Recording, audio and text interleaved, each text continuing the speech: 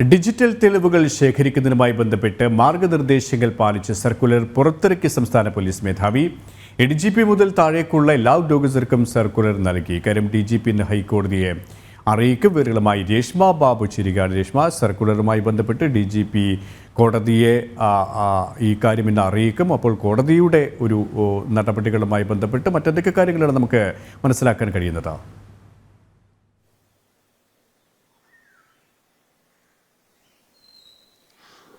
സുരേഷ്, ലൈംഗിക കുറ്റകൃത്യങ്ങളുടെ ഡിജിറ്റൽ തെളിവുകൾ ശേഖരിക്കുമ്പോഴും അവ സൂക്ഷിക്കുമ്പോഴും ചില മാർഗനിർദ്ദേശങ്ങൾ കാര്യക്ഷമമായിട്ട് നടപ്പിലാക്കണമെന്ന് ഹൈക്കോടതി നേരത്തെ ഒരു ഉത്തരവിലൂടെ പുറപ്പെടുവിച്ചിരുന്നു. ഇതൊരു സർക്കുലറായിട്ട് പുറപ്പെടുവിക്കണമെന്ന് ആവശ്യപ്പെട്ടുകൊണ്ട് സർക്കാർ നൽകിയ ഉപഹർജിയാണ് നിലവിൽ ഹൈക്കോടതിയുടെ പരിഗണനയിലുള്ളത്. ഇക്കാര്യത്തിൽ സംസ്ഥാന പോലീസ് മേധാവി നേരത്തെ തന്നെ ഹൈക്കോടതിയിൽ ചില നിലപാടുകൾ വ്യക്തമാക്കിയിരുന്നു.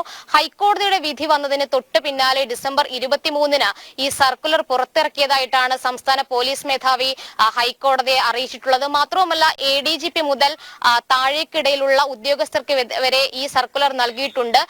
FSL ഡയറക്ടർക്ക്, അതായത് ഫോറൻസിക് സയൻസ് ലബോറട്ടറി ഡയറക്ടർക്കും സർക്കുലർ നൽകിയിട്ടുണ്ട്. ഈ ഡിജിറ്റൽ തെളിവുകൾ സൂക്ഷിക്കുമ്പോൾ കൃത്യമായിട്ട് ഈ സർക്കുലർ പാലിക്കണമെന്നും ഈ മാർഗനിർദ്ദേശങ്ങളും കൃത്യമായിട്ട് ഉറപ്പാക്കണമെന്നും സംസ്ഥാന പോലീസ് മേധാവി വ്യക്തമാക്കിയിട്ടുണ്ട്. ജില്ലാ കോടതിയുടെ ചുമതലയുള്ള രജിസ്ട്രാറോടും ഈ മാർഗനിർദ്ദേശങ്ങൾ എത്രത്തോളം പ്രാവർത്തികമാക്കി, അത് സംബന്ധിച്ച് എന്തെങ്കിലും നടപടികൾ സ്വീകരിച്ചു എന്ന് അറിയിക്കാൻ ഹൈക്കോടതി റിപ്പോർട്ട് എന്നുള്ള രീതിയിൽ ആവശ്യപ്പെട്ടിരുന്നു. ഈ റിപ്പോർട്ടും രജിസ്ട്രാർ എന്ന് നൽകും. പ്രധാനമായിട്ടും ഹൈക്കോടതി നേരത്തെ പുറപ്പെടുവിച്ച മാർഗനിർദ്ദേശങ്ങൾ എന്ന് പറയുന്നത് ഈ ഡിജിറ്റൽ തെളിവുകൾ സൂക്ഷിക്കുന്ന സമയത്ത് അത് കൃത്യമായിട്ട് നടപടിക്രമങ്ങൾ പാലിച്ചുകൊണ്ട് സൂക്ഷിക്കണം. മാത്രമല്ല, ഈ ഡിജിറ്റൽ തെളിവുകളുടെ പകർപ്പ് മറ്റാർക്കും നൽകരുത്.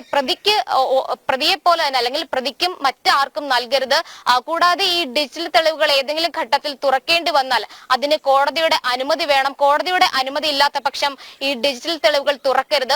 അത് പരിശോധിക്കുന്ന സമയത്ത് ആ സമയം, അതോടൊപ്പം തന്നെ ഏത് വ്യക്തിയാണ് പരിശോധിക്കുന്നത് തുടങ്ങിയ കാര്യങ്ങൾ ഒരു രജിസ്റ്ററിൽ രേഖപ്പെടുത്തണം തുടങ്ങിയ മാർഗനിർദ്ദേശങ്ങളായിരുന്നു ഹൈക്കോടതി നേരത്തെ പുറപ്പെടുവിച്ചത്. ഇത് സർക്കുലറായിട്ട് ഇറക്കിയതായിട്ടാണ് നിലവിൽ സംസ്ഥാന പോലീസ് മേധാവി ഹൈക്കോടതിയിൽ വ്യക്തമാക്കിയിട്ടുള്ളത്. സുരേഷ്, കൊച്ചിയിൽ നിന്നും രേഷ്മ ബാബുവാണ് വിവരങ്ങൾ നൽകിയത്.